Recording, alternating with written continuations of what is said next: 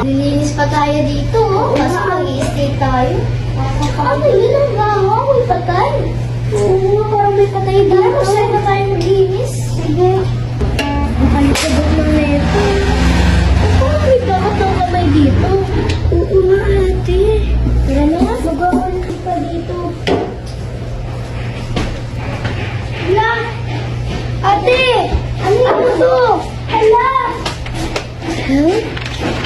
Sino na kailangan ng tulong? Hindi ko na alam to. Bakit sigurado ka? Kuya?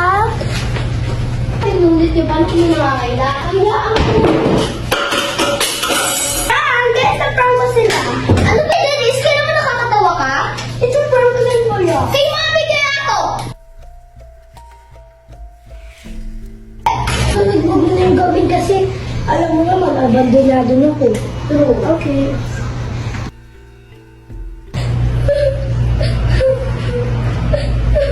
Sino yun? Si Jen umiiyak. Si Denise lang yun. Punta mo si Denise. Tingnan mo. Ay! Kuya! Naman ba yung umiiyak? Hoy, hindi ako umiiyak. Kaya naman ikaw tinawag kasi may natitig ako. Ano na naman yung kaguluhan ng dalawa? Lagi na lang kayo nag-aaway. Ate, sige. Ayos lang kasi ako dito. Hindi ako umiiyak. Tumigil-tigil ka lang magkakaprak ha. Abandonado na to. Kahit na isa mag-away-away.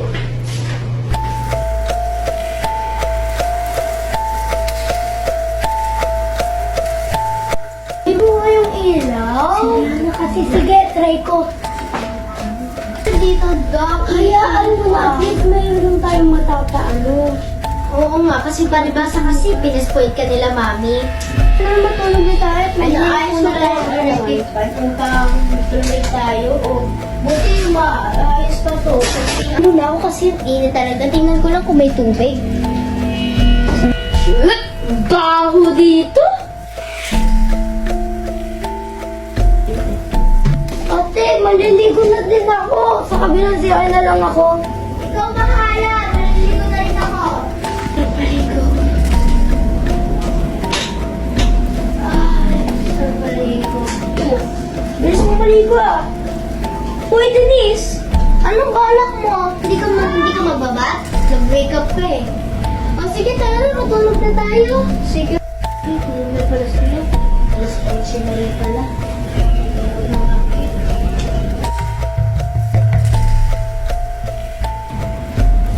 Sino ka? Idan, gising. Naguhukot ako. Ate, kasi. Naligo ka pa kasi. Natulog na lang tayo.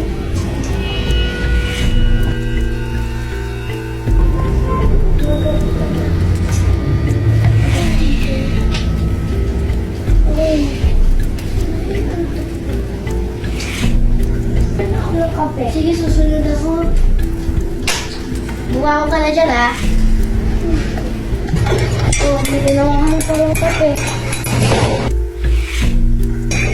Thank you. May ginato kasi yun. Bakit, di ba ginising kita? Tapos, pagkatulog ko, napapaginitan ko. Tinanong ko siya, sino ka? Tapos bilang tumawa lang siya. Tapos pagkagising ko, ganito nangyayari. Hindi ako naniniwala sa pamahiin. Ganun sabi ng mama at papa natin. Sige, nalipitin ko. Ako? Ano to, cellphone? Ba't dito nagtawag? Hello?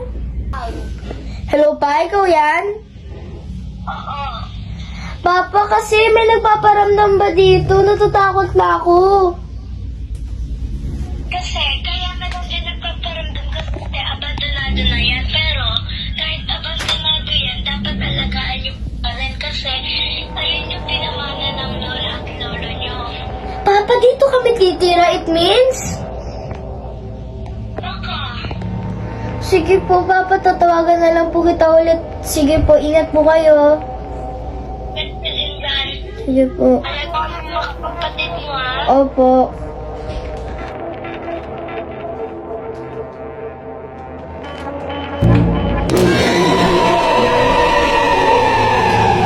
Tara na nga. Tara na nga. Ate, tara, lakad muna tayo. Baba,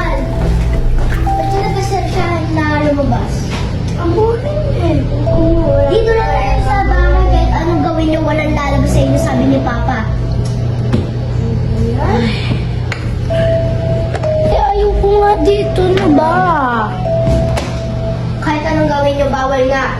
Kung gusto nyo, maglaro na lang kayo kung ano-ano dyan. Maglaro na tayo ng bola.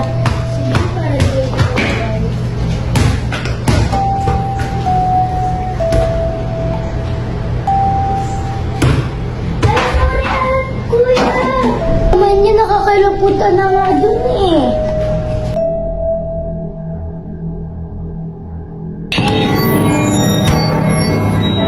Parang may tumakbo. Nung kinuha ko yung bola, parang may tumakbo sa likod ko. Sabi nga ni Tati, abondo na nga ito. Tara, punta tayo kay ate. Sige. Yung kinukuha ko yung bola, may tumakbo sa likod ko. Ayan. Kinuwento nga niya sa akin, ate. Nigunin lang na yun. Ito dyan, baka yung namatay nating pinsan. Paano yun? Hindi yung makakamulto. Patay na yun eh. Nasa bahay lang tayo, naka-stay. Eh di magbasa na lang kayo. Ako ngayon, nagiging busy ako dito sa binabasa ko. Sabihin ko na kaya sa kuya. Sino? Sabihin ko na? Ay, sasabihin ko sa Ellie. Nag-storya dito. Ate, ngayon mo lang sinabi, ang dami na natin na experience. Kasi natatakot ako baka sasabihin siya. Kasi sabi ni Daddy, wag ko na sasabihin sa iba. Dapat sinabi mo dati pa para nalaman na natin na kapag dasal na tayo. Kami dapat sinabi niyo na sa amin. Natatakot kasi ako baka magalit si Papa. Ito na nga yung isang storya. Noong 2000, nadama yung bahay natin sa bagyo. Tapos nalunod yung ating pinsan, kaya ngayon nagbubulto siya. Kaya yung magdamay siya kasi baby pa lang siya nun yung nangyari na bagyong yon. Sila Papa nakalabas nun. Pero si baby nasa crib nun yung pinsan natin kaya nadamay siya.